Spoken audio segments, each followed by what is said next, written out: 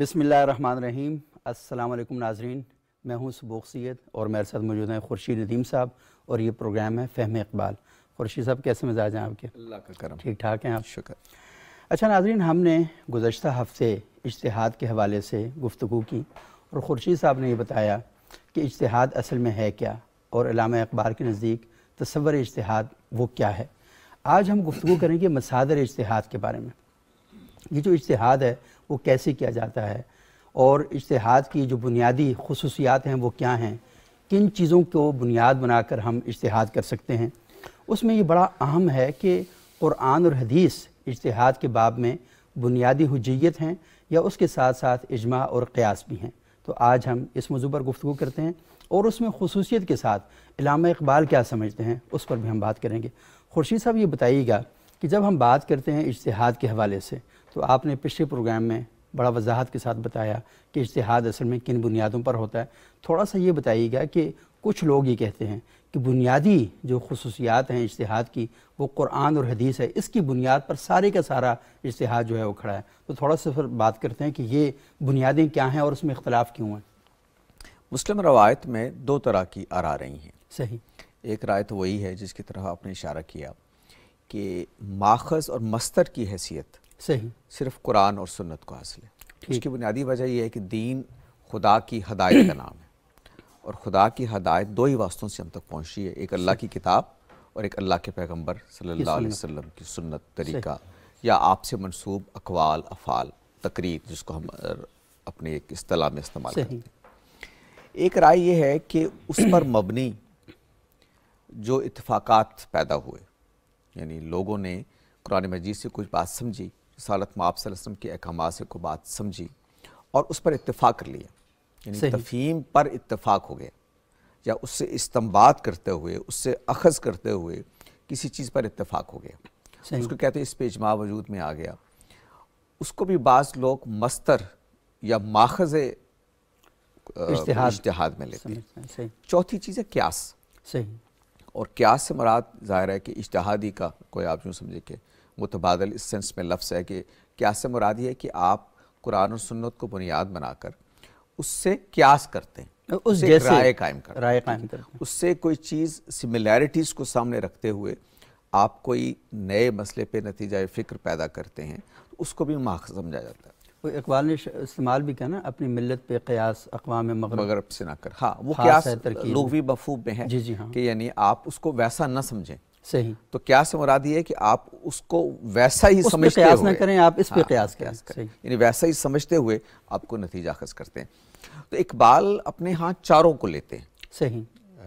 लेकिन उसमें एक फ़र्क है बुनियादी जो समझने की चीज़ है। सही। असल में जो इजमा का लफ्ज़ है, कुरान और सुन्नत में तो कोई बहस नहीं है। सही। इजमा का जो लफ्ज़ है, जो इब्तिदा में हमारी रवायत के अंदर ये इस्तेमाल जब होने शुरू हुआ लफ्ज़, तो इससे मुराद ये होती थी कि किसी मसले पर हमने इत्तफ़ाक़ कर लिया, उलमा ने इत्तफ़ाक़ कर लिया, सहाबा का मसला इत्तफ़ाक़ हो गया उनके दौर में, या बाद में ताबीन का इत्तफ़ाक़ हो गया, तो उसकी हैसियत भी ऐसे ही हो गई जैसे कुरान और सुन्नत की है इत्तिबा के मामले में। सही। गोया सब मुत्तफ़िक़ हो गए कि यही मुराद है कुरान और सुन्नत की फ़लाँ मसले में, तो आपने उसको मान लिया। सही। अच्छा, ये एक वाक़याती तदबीर के एतबार से थी, ये माख़ज़ के एतबार से नहीं थी। डॉक्टर खालिद मसूद साहब ने इस पर तफसील से लिखा है कि इब्तिदा में जो हम सारे अगर अपने फ़िक़ही लिटरेचर को सामने रखें तो उससे ये मालूम होता है कि इजमा इब्तिदा में तरीक़ा कार था। सही। माख़ज़ नहीं था। यानी माख़ज़ कुरान और सुन्नत ही थे। अच्छा, बाद के दौर में जब एक आपके यहाँ एक तरह से इन्हितात आया फ़िक्री तौर पर और आपके यहाँ इज्तिहाद का अमल रुक गया, तो अब आपने क्या किया, आपने कहा कि वो आरा जो माजी में कायम हुई उनकी हैसियत भी एक माख़ज़ की होगी। हमारे यहाँ एक बड़े मारूफ आलिम दीन है जो ये कहते हैं कि जो तयशुदा मसाइल हैं उनको मत छेड़ें। हाँ, यही मुराद होती है। हाँ, मुराद ही होती है। अगरचे वो उसमें मुबालगा है, जो तयशुदा जिस पे वो इतलाक़ करते हैं वो तयशुदा नहीं है एक्चुअली। सही। वरना ये सब कुछ होता है तयशुदा है। हाँ, वो तय करके रख देते हैं आप। तो इक़बाल के यहाँ असल में इसकी वो पहले मानी की दरियाफ्त करते हैं। सही। यानी इसको वो एक प्रोसेस के तौर पे लेते हैं। मतलब ये है कि आज के दौर में हमें कोई मसला दरपेश है, हम उस पर सोचते हैं, उलमा सोचते हैं, कोई फोरम है जिस पे आगे हम चल के जब इस पर तफसीली गुफ्तगू करेंगे तो अर्ज़ करूँगा मैं, सोचते हैं हम, कोई फोरम सोचता है तो एक राय कायम कर लेता है। सही। वो राय जब कायम हो जाती है तो हम कहते हैं कि ये जमा हो गया इस पर। اچھا وہ اجماع اس عہد کے لیے تو قابل قبول ہو سکتا ہے، لیکن اگر ہم یہ کہیں کہ آنے والے تمام ادوار کے لیے وہ قابل قبول ہے تو وہ ہم نے گویا اس کو ایک باخذ کی حیثیت دے دی. صحیح. اقبال اس کو یہ حیثیت نہیں دے رہے، صحیح. یعنی اس کو پروسیس ہی کی کیٹیگری میں رکھ رہے ہیں، لیکن چونکہ وہ ایک روایت ہے ہمارے اس کو مانتے ہیں لیکن ہمیشہ کے لیے نہیں مانتے. یعنی یہ ایک عہد کی ضرورت ہے، آپ اس کو اجماع کر لیا آپ نے، لیکن اس سے یہ مراد نہیں ہے کہ جیسے ہم تا قیامت قرآن کے پابند ہیں، تا قیامت رسالت مآب صلی اللہ علیہ وسلم کی سنت کے پابند ہیں. ایسا نہیں ہے اجماع کے معاملے میں، بلکہ یہ اصلاً ہے طریقہ کار ہی، نہ کہ ماخذ. صحیح. اچھا خورشید صاحب، یہ بڑی اہم بات ہے، لیکن جن لوگوں کے بارے میں آپ یہ بات کر رہے ہیں کہ اقبال بھی کہتے ہیں کہ اجماع اور قیاس کو وہ ایک پروسیس کا حصہ سمجھتے ہیں، لیکن اٹل حقیقت جو ہے جہاں سے ہم نے چیزوں کو اٹھانا ہے لینا ہے وہ قرآن اور حدیث ہی ہیں. لیکن ایک سوال یہ پیدا ہوتا ہے کہ رسول اللہ صلی اللہ علیہ وسلم نے، آپ نے کہا نا سنت یا حدیث کی حجیت ہے، تو وہاں پر وہ یہ بات کرتے ہیں کہ علیکم بسنتی و سنت الخلفاء راشدین، کہ اس چیز کو مضبوطی سے تھام کے رکھو جو میری سنت ہے یا میرے بعد میرے خلفائے راشدین کی سنت ہے. تو وہاں سے تو یہ ثابت ہوتا ہے، مطلب اس روایت سے آپ زیادہ بہتر اس کو وہ کر سکتے ہیں کہ اس کو تھامنا ضروری ہے. یہ صحیح ہے. سنت کیا چیز ہے؟ صحیح. سنت اصل میں رسالت مآب صلی اللہ علیہ وسلم کا وہ طریقہ ہے جس کو آپ نے بطور دین امت میں رائج کیا. صحیح. سنت کا لفظی مطلب آپ جانتے ہیں نا کہ پٹا ہوا راستہ. پٹا ہوا راستہ، یعنی اس کے اوپر قدموں کے اتنے نشانات ہیں کہ اب اس کے راستہ ہونے میں کوئی دوسری رائے نہیں ہے. صحیح. اگر آپ دیہات کا پس منظر رکھتے ہیں، اور جو لوگ ہمارے سننے والے دیہات کا پس منظر رکھتے ہیں، وہ قدیم دور میں جو رستے پگڈنڈیاں وہ راستے جو پگڈنڈیاں، میں اپنے بچپن میں دیکھا، بہت دفعہ سفر کیا کہ آپ مسلسل جب چلتے رہتے ہیں نا، تو کوئی اجنبی بھی جب آتا ہے تو اس کو دھوکہ نہیں ہوتا کہ کوئی یہ راستہ نہیں ہے. پہاڑیوں پہ جیسے راستے بن جاتے ہیں. آج کے دور میں پکی سڑکیں بننا شروع ہو گئیں، لیکن قدیم دور میں یوں نہیں ہوتا تھا. تو راستے پختہ کیسے ہوتے تھے؟ مسلسل چلتے ہوئے، مسلسل چلنے سے. تو سنت کہتے ہیں ایک پٹا ہوا راستہ، ایک پامال راستہ. یعنی اس پہ قدموں کے اتنے نشانات ہیں کہ کوئی اجنبی بھی آئے تو اس کو یہ دھوکہ نہیں ہوتا یہ راستہ نہیں ہے. وہ قدموں کے نشان صحابہ کے ہیں. ہاں ایگزیکٹلی، بالکل. تو صحابہ کا تو کام ہی یہ تھا نا کہ رسالت مآب صلی اللہ علیہ وسلم نے جو دین آپ کو دیا، آپ اس کو آگے لے جائیں، اور وہ لے گئے، اس میں کوئی شک ہی نہیں ہے. بلکہ یہ ذمہ داری خود قرآن مجید نے ان کو سونپی. صحیح، بالکل. امت وسط کہا صحابہ کو قرآن مجید نے. جیسے آپ جانتے ہیں قرآن مجید نے کہا کہ وَكَذَلِكَ جَعَلْنَاكُمْ أُمَّةً وَسَطًا لِتَكُونُوا شُهَدَاءَ عَلَى النَّاسِ وَيَكُونَ الرَّسُولُ عَلَيْكُمْ شَهِيدًا. امت وسط سے عام طور پہ لوگ ہمارے یہاں مراد لیتے ہیں معتدل امت. وہ بھی ٹھیک ہے اپنی جگہ، لیکن یہاں اس معنوں میں نہیں آیا. یہاں وسط کے معنوں میں آیا کہ درمیان میں ہے. یعنی ایک طرف الناس لوگ ہیں، ایک طرف رسالت مآب صلی اللہ علیہ وسلم ہے. صحابہ درمیان میں واسطہ ہیں، امت وسط ہیں. یہاں سے جو دین انہوں نے لیا یہ الناس تک پہنچانا، منتقل کیا. یعنی قرآن یہ کہہ رہا ہے، اللہ تعالیٰ ان سے یہ کہہ رہا ہے صحابہ سے کہ اللہ کے پیغمبر نے تم پر حق کی شہادت ادا کر دی، تمہیں بتا دیا دین کیا ہے، اب تم نے ساری دنیا کو بتانا ہے کہ دین کیا ہے. واہ، صحیح ہے. تو صحابہ کی حیثیت امت وسط کی ہے. صحابہ وسیلہ ہیں، راستہ ہیں نبی صلی اللہ علیہ وسلم اور آنے والی امت کے اور آنے والے حالات کے درمیان.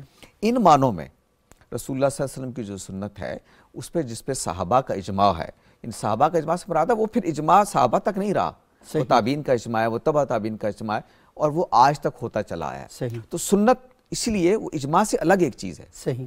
سنت کی تعریف پہ ہم یہ کہتے ہیں کہ اس پہ ایک عمومی اتفاق پیدا ہو گیا. صحیح. اجماع ایک تیسری چیز ہے، وہ ہم اس کو الگ کریں گے. جو آپ نے جو روایت بیان کیا میں اس کی وضاحت کرنے کی کوشش کر رہا ہوں کہ وہاں اصل میں سنت کے بارے میں یہ بتایا جا رہا ہے کہ یہ مستند کیوں ہے اور اتنی ایتھنٹک کیوں ہے. اس کی وجہ یہ ہے، جیسے میں نے عرض کیا، کہ ایک جیسے پکا ہوا راستہ بن جاتا ہے نا، ایک اجنبی بھی جان لیتا ہے کہ یہی راستہ ہے. ایگزیکٹلی صحابہ نے دین اس طرح سے منتقل کر دیا کہ ایک اجنبی بھی اب آئے نا تو اس کو سمجھنے میں دیر نہیں لگتی کہ دین ہے کیا سر. صحیح. اچھا، یہ بڑی اہم بات ہے، لیکن خورشید صاحب کیونکہ ہم حدیث کے بارے میں الگ سے پورا پروگرام کریں گے، سنت کے بارے میں، لیکن بنیادی بات یہ ہے کہ قرآن، کیونکہ بنیادی سورس جو ہے وہ تو قرآن ہی ہے. اور ہم تو احادیث کو بھی قرآن کی روشنی میں سمجھتے ہیں کہ احادیث جو ہیں وہ جن باتوں کا ہمیں حکم دیتی ہیں وہ کہیں قرآن کے ساتھ متصادم تو نہیں ہے، کیونکہ ہمارے پاس اس سے بڑا کوئی پیمانہ نہیں ہے. تو میں چاہوں گا کہ قرآن کے حوالے سے تھوڑی سی پہلے ہم بات کرتے ہیں، اور پھر اقبال اجتہاد کے باب میں قرآن سے کیسے رہنمائی لینے کے قائل ہیں اس پر تھوڑی سی بات یہیں سے شروع کرتے ہیں. اقبال کیا کہتے ہیں؟ صحیح. دیکھیے، ماخذ قانون جب ہم بتاتے ہیں نا تو اس کا مطلب یہ ہے کہ قانون جاننے کا پہلا سورس. صحیح. جب ہم یہ کہتے ہیں کہ ماخذ فقہ یا ماخذ قانون جو ہیں وہ قرآن مجید پہلا ماخذ ہے. صحیح. اس کا مطلب یہ ہے کہ کوئی حکم جب ہم جاننا چاہتے ہیں تو ہم سب سے پہلے قرآن کی طرف رجوع کرتے ہیں. ٹھیک، ان معنوں میں ہم استعمال کرتے ہیں. اقبال اس کو ان معنوں میں نہیں استعمال کرتے. اچھا. اقبال اس کو وسیع تر معنوں میں لیتے ہیں. ٹھیک. اور یہ بات میں نے پہلے بھی پروگرام میں کی تھی کہ اقبال اصل میں اجتہاد کی عمل کو خاص فقہی کانٹیکس میں نہیں لے رہے. صحیح. اس کی ایک براڈر کانٹیکس میں لے رہے ہیں. اس لیے انہوں نے اپنے خطبے کا عنوان یہ رکھا تھا the principle of movement in the structure of Islam. یہ اصل میں حرکت کا قانون ہے. تو اس کانٹیکس میں وہ قرآن مجید کو بھی ڈیفائن کرتے ہیں. وہ یہ کہتے ہیں کہ قرآن مجید اصل میں 3 چیزوں کا نام ہے. صحیح. پہلی بات تو یہ ہے کہ قرآن قانون کی کتاب نہیں ہے. صحیح. یہ بات وہ کہتے ہیں کہ یہ سمجھنی چاہیے قرآن ہے کیا اصل میں. صحیح. یہ کوئی قانون دینے نہیں آیا، یعنی قانون بھی وہ دیتا ہے ایسا نہیں ہے، لیکن اصلاً یہ اس کا مقصد نہیں ہے. صحیح. وہ اس کو پھر واضح کرتے ہیں. وہ کہتے ہیں کہ یہ اصل میں ایک لطیف احساس پیدا کرتا ہے انسان کے اندر، اس کے شعور کے اندر، کہ اس کا خدا کے ساتھ کیا تعلق ہے اور کائنات کے ساتھ کیا تعلق ہے. صحیح. یعنی یہ بنیادی سوال ہے، فلسفے کا بنیادی سوال ہے، انسانی علم کی تاریخ کا بنیادی سوال ہے کہ انسان کون ہے، اس کائنات کے ساتھ اس کا تعلق کیا ہے، خود خدا کے ساتھ جس نے اس کو پیدا کیا اس کے ساتھ اس کا تعلق کیا ہے. یعنی وہ قرآن کو قانون کی کتاب سے زیادہ شعور دینے کی کتاب سمجھتے ہیں. یہی بات وہ یہاں بھی بیان کرتے ہیں کہ اصل میں یہ جب ہم ماخذ کی بحث کر رہے ہیں تو پہلے تو یہ جانیں، یعنی وہ اقبال یہ کہتے ہیں کہ قرآن ہے کیا اصل میں. یہ تو ایک لطیف احساس ہے پیدا کرنے کا ذریعہ ہے لوگوں کے اندر کہ اللہ کے ساتھ ان کا تعلق کیا اور کائنات کے ساتھ ان کا تعلق ہے. تو گویا یہ محض قانون دینے کا ماخذ نہیں ہے، بلکہ اس سے وسیع تر اس کا مفہوم ہے. ایک بات. دوسری بات وہ یہ کہتے ہیں کہ قرآن مجید کا جو سٹائل ہے، قرآن مجید جو ایک لب و لہجہ رکھتا ہے، قرآن مجید کے اندر جو روح چل رہی ہے وہ حرکیت کی روح ہے. صحیح. ڈائنامزم ہے، وہ مکینیکل نہیں ہے.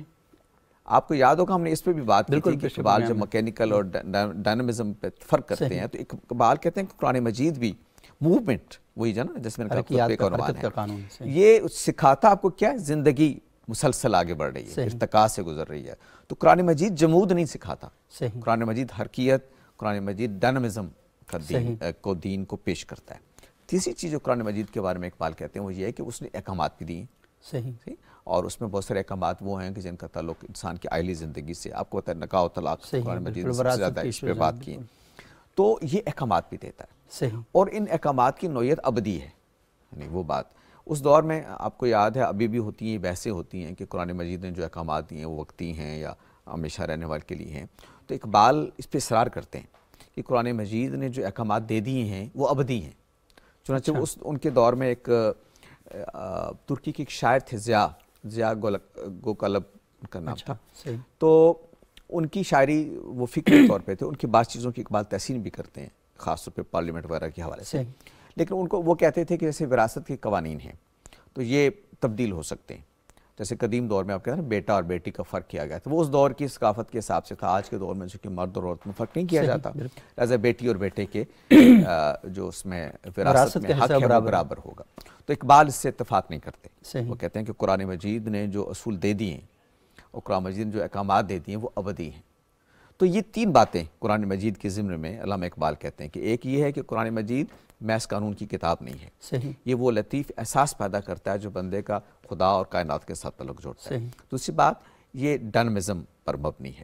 اور تیسری چیز یہ ہے کہ اس نے اگر کوئی احکامات دے دیے ہیں تو وہ بہرحال حتمی ہیں اور وہ قیامت کی صبح تک کے لیے قابل عمل. صحیح. اچھا خورشید صاحب، یہ کیونکہ بحث بیچ میں سے ایک سوال پیدا ہو گیا، لوگ جانیں گے اس سوال کے بارے میں کہ آپ نے کہا کہ اقبال نے یہ فرمایا کہ جو قوانین قرآن نے دے دیے ہیں، مثال کے طور پر وراثت کے باب میں بیٹے اور بیٹی کا حق جو ہے وہ برابر نہیں ہو سکتا، قرآن نے بتا دی اتنا ہی.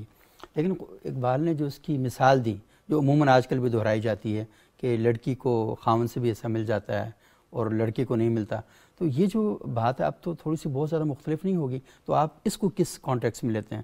کیونکہ قرآن نے یہ تو کہہ دیا، لیکن میرا خیال یہ ہے کہ وہ تو شاید رسپانسبلٹیز کے باب میں تھا، کیونکہ لڑکی کی رسپانسبلٹی بہت زیادہ تھی. تو کیونکہ نفع بھی لڑکے سے زیادہ ملتا تھا اس دور میں، اب تو لڑکی سے بھی نفع برابر ملتا ہے، لڑکے سے بھی برابر ملتا ہے، تو یہ کیسے چینج نہیں ہو سکتا؟ یہ دیکھیے اس میں قرآن مجید نے ایک اصول بیان کیا ہے، جہاں وراثت کے قوانین بیان کیے ہیں اس پہ ایک اصول بیان کیا ہے کہ اللہ تعالیٰ یہ بہتر جانتا ہے کہ منفیت کے اعتبار سے کون زیادہ بہتر. بالکل صحیح. منفیت کا پہلو یہ ہے کہ مثلا عام طور پر معاشرت میں یہی ہوتا ہے کہ بیٹا ہی ساری ذمہ داریاں اٹھاتا ہے. صحیح. ٹھیک ہے. اچھا دوسرا یہ ہے کہ خان کی ذمہ داریاں بھی، چونکہ وہ سارا قرآن مجید کا کانٹیکسٹ کیا ہے، الرجال قوامون علی النساء، کہ جو قوامیت ہے، جو کفالت کی ذمہ داری ہے، معاشی ذمہ داری ساری مرد پر ڈالی گئی. صحیح. ظاہر ہے اب جب مرد پہ ڈالی گئی ہے تو اس پہ وسائل بھی اس کو زیادہ دیے جائیں گے. ٹھیک ہے. اس لیے یہ بات تو اپنی جگہ اس اصول کے مطابق بالکل درست ہے جو قرآن مجید نے کہی ہے، اور یہی ہونا چاہیے تھا. دوسری چیز البتہ وہ ہے جیسے آپ نے کہا کہ بعض اوقات صورتحال بدل جاتی ہے، مثلا منفیت میں بیٹی آگے بڑھ جاتی ہے. یہ بھی تو ہوتا ہے نا. بعض آپ جانتے ہیں خاندان ایسے ہوتے ہیں کہ جس میں بیٹیاں زیادہ خدمت کرتی ہیں، بیٹے نہیں کر رہے ہوتے. تو ایسی صورت میں کیا کرے، تو اس کے لیے خود اللہ تعالیٰ نے حق دے دیا ہے، وصیت کا حق دے دیا ہے. ٹھیک ہے، کہ آپ اپنی جائیداد کے ایک حصے، غالباً تیسرا حصہ آپ وصیت کر سکتے ہیں. تو اگر آپ سمجھتے ہیں کہ آپ، کوئی آدمی یہ سمجھتا ہے کہ بیٹی زیادہ مستحق ہے یا بیٹی زیادہ منفیت کے اعتبار سے بہتر ہے، زیادہ نفع دے رہی ہے، تو وہ جو اس کو حق دیا اللہ نے قرآن مجید میں، وہ وصیت کر سکتا ہے اپنے مال میں، اس میں سے بیٹی کے حق میں وصیت کرتے. صحیح. یعنی قانون تو ہمیشہ عموم کی بنیاد پہ بن رہا ہوتا ہے نا. ہاں، مطلب یہ جیسے سرخ بتی جو ہے، اس کا مطلب ہے کہ آپ نے گاڑیاں روک دینی ہیں، لیکن وہاں پر یہ نہیں لکھا ہوتا کہ ایمبولینس اور فائر بریگیڈ جو ہے وہ گزر جاتی ہیں، تو استثناء بار موجود رہتا ہے. اچھا خورشید صاحب، کیونکہ یہ قرآن کا جو ہے جس میں آپ یہ کہہ رہے ہیں کہ علامہ اقبال یہ فرما رہے ہیں کہ اس کے جو اصول ہیں، قاعدے ہیں، وہ سارے ابدی ہیں اور ہمیشہ کے لیے رہیں گے، آپ ان میں کسی قسم کا کوئی رد و بدل نہیں کر سکتے. لیکن آپ نے کچھ ایسے لوگوں کے بارے میں اشارہ کیا کہ جو یہ کہہ رہے ہیں کہ نہیں یہ ہونا چاہیے. تو مجھے بتائیں کہ ہمارے جو اقبال کے امثل علماء تھے، وہ کیا اقبال کی اس رائے سے کوئی اختلاف رکھتے تھے؟ دیکھیے، جو عام طور پر ہمارے ہاں جب اقبال نے جو پہلی بات کی نفی کی ہے نا، وہ بڑی امپارٹنٹ ہے. صحیح. عام طور پر ہمارے ہاں جب لوگ قرآن مجید کی طرف رجوع کرتے ہیں تو اس کو کوئی احکام ہی کی کتاب سمجھ رہے ہوتے ہیں. صحیح، بالکل ایسے ہی ہے. جیسے قرآن میں یہ حکم آ گیا تھا، آپ اس کو کتابیں چھپی احکام القرآن. ہاں ہے، ہمارے پوری روایت ہے. ابو بکر جساس کی بہت مشہور تفسیر ہے، بلکہ تفسیر کی پوری روایت ہے احکام القرآن پر مبنی. اسی نام سے غالباً قرطبی کی بھی ہے، اور وہ ہے تفسیر بھی موجود ہے. دو کئی کی تفسیریں ہیں اسی نام سے، احکام القرآن. وہ ایک پہلو سے یعنی قابل فہم ہے وہ بات ساری، وہ غلط بھی نہیں ہے. لیکن اس سے جو عمومی ایک فقہی مزاج وجود میں آیا وہ یہ ہے کہ ہر چیز کو قانون کی نظر سے آپ دیکھتے ہیں. صحیح. ہر چیز کو قانون کیا ہوتا ہے، 2 اور 2 4 کی طرح بیان کرتا ہے. اس کو 100 کوڑے لگا دو، اس کو 50 کوڑے لگا دو، اس کو 3 سال قید دے دو. یعنی قانون کی زبان بڑی متعین، بڑی کیٹیگوریکل اور بڑی واضح سی ہوتی ہے. قرآن مجید اصل میں جب آپ اس کو قانون کی کتاب پڑھ کر اس کی طرف رجوع کرتے ہیں تو ایک بڑا مکینیکل کا احساس ہوتا ہے. جیسے طے شدہ حقیقتیں ہیں، کوئی اس میں تبدیل ہونے والی نہیں ہے.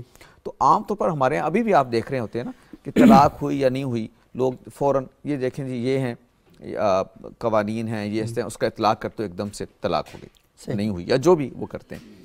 یہ جو روح اثر ہے اس وقت کی وہ یہی تھی. صحیح. کہ قرآن مجید کو گویا آپ قانون کی کتاب سمجھ رہے ہیں. صحیح. علامہ اقبال یہ بتانا چاہ رہے ہیں کہ قانون کی کتاب نہیں ہے بھائی، یہ بڑی چیز ہے، اس سے یہ سمجھو. اچھا یہ انسانیت کو پورا ایک شعور دے رہی ہے. ایگزیکٹلی، یہ بڑی چیز. اچھا قانون چونکہ انسانی زندگی کا ایک حصہ ہے، لیکن تمام زندگی قانون نہیں ہوتی. صحیح. قانون بہت، اس لیے قرآن مجید میں قوانین آپ کو معلوم ہے 4-5 سزائیں بیان ہوئی ہیں، 4-5 اور اس طرح کے احکامات بیان ہوئے، اس سے زیادہ قانون نہیں ہے قرآن. صحیح. اور اسی لیے دیکھیں ہمارے ہاں جو ایک بڑی چیز قرآن مجید کے بارے میں 2 چیزیں بیان کی ہیں اللہ تعالیٰ نے بھی، کہ یہ کتاب ہے اور حکمت. جو علم الکتاب والحکمہ. لوگ سمجھتے ہیں کتاب کوئی اور چیز ہے، حکمت کوئی اور چیز ہے. یہاں کتاب کا لفظ قرآن نے قانون کے معنوں میں لیا ہے، اور حکمت کا لفظ، حکمت کا مطلب عموماً حکمت یعنی اس کے اندر جو روح کیا ہے، شعور جو ہے، اس کے اندر ایک احساس ہے. تو قرآن مجید دونوں چیزوں کا مجموعہ ہے، کتاب یعنی قانون کا بھی اور حکمت کا بھی اور شعور کا بھی. اقبال اصل میں توجہ دلا رہے ہیں کہ قرآن مجید کی بڑی جامعیت جو ہے اس کو سمجھیں. نہیں سمجھیں قرآن کو قانون کی کتاب سمجھ کے اس کو محدود نہ کریں. خورشید صاحب، یہ بہت ہی اہم گفتگو ہے، اور کیونکہ ہم اگلے پروگرام میں قرآن کی اس جامعیت کے حوالے سے بھی اور ساتھ حدیث کا جو قانون میں ایک حصہ ہے اس پر ہم گفتگو کریں گے. ناظرین، اگلے پروگرام تک کے لیے ہمیں اجازت دیجیے گا. بہت شکریہ.